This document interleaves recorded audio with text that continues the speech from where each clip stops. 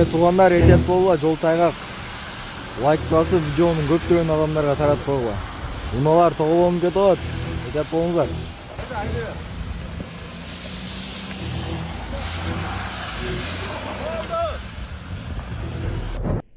Москва районунда унаалардын катышуусунда кырсык орун алды. Чүй облустун Москва районунда жол кырсыгы катталды. Бул тууралуу окуяга күбө болгондор билдирди. Маалыматка караганда 7-декабрда саат 19:00 чамасында бир нече унаанын катышуусунда жол кырсыгы орун алды.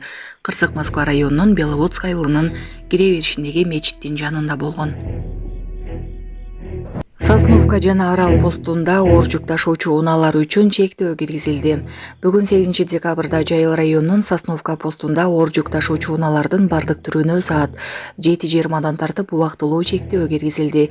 Маалымдалгандай Токтогул районунун Арал постунда оор жүк ташуучу унаалардын бардык түрүнө саат 3:00 тартып убактылуу чектөө киргизилген. Чектөө Бишкек-Ош унаа жолунда кар жаап жана жол тайгак болуп жаткандыгына байланыштуу кырсыктарды алдын алуу, жарандардын кырсыкка кабылуусуна жол бербөө, жол тыгындарын болтурбоо максатында киргизилген. Унаа жолдун абалы жакшырган учурда чектөө алынат, кошумча маалымат берилет. Ошондой эле Бишкек-Ош унаа жолунда кар жаап жаткандыгына байланыштуу Өзгөчө кырдаалдар министрлиги айдоочуларга сунуштайт. Унаалардын дөңгөлөктөрүн кышкыга алмаштыруу, алыскы жолго чыгууда дары-дармек, тамак-аш, суу, күрөкчү, дөңгөлөк чынжырчасын алуу. Унаалардын ортосундагы 500 метр аралыкты так сактоо, зарылдыгы болбосо алыскы сапарга тартууну башка күнгө жылдыруу.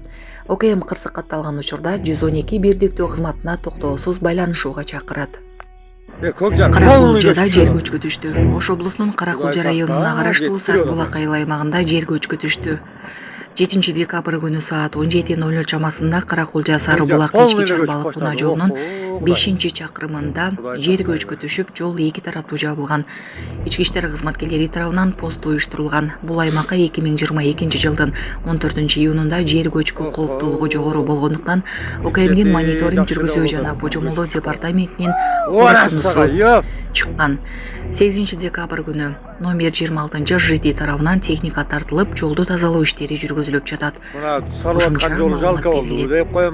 Урматтуу Москва шаарындагы мекендештер, эгерде сизди тиш оорусу тынчсыздандырып жатса, анда сизге Умбем клиникасын сунуштайбыз. Стоматология заманбап техникалык каражаттар жана материалдар менен камсыздалган. Жогорку даражадагы адистер өз ишинин сапатына кепилдик беришет. Хирургиялык стоматология, тиштерди кооздоп калыбына келтирүү, кандай гана оор абалдагы тиш болбосун, оорутпай алып салабыз, жулабыз. Тиштерди кесипкөй чеберчиликте, гигиеналык тазалоодон өткөрөбүз. Брекет системабыз да бар, имплантация жасайбыз. Протездөө, металлокерамика, цирконий жана башка түрлөрдү колдонуу менен сиз каалаган сапатта тиштериңиздерди оңдоп түзөп, салып жана тазалап беребиз. Биздин дарек Москва шаары, ВДНХ метросу, Кондратюка көчөсү 2, байланыш номуру +7 925 103 22 55.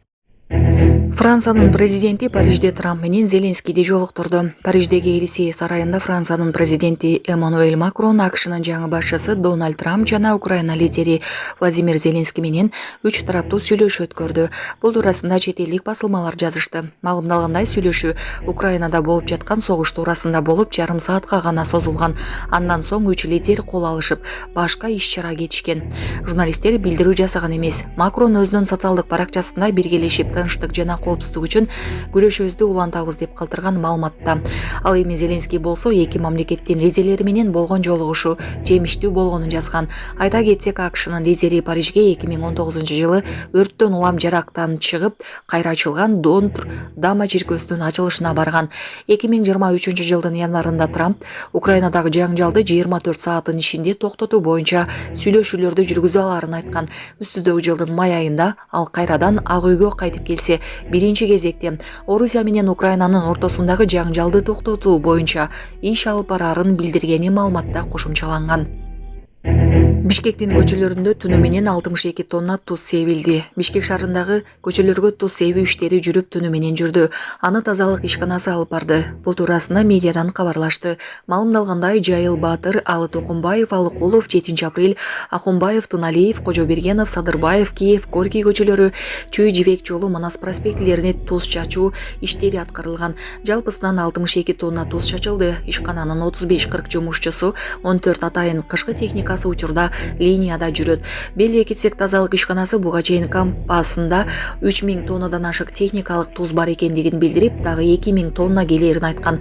Ошондой эле техникалардын даярдыгы боюнча маалымат берген. Булак Суперкежи.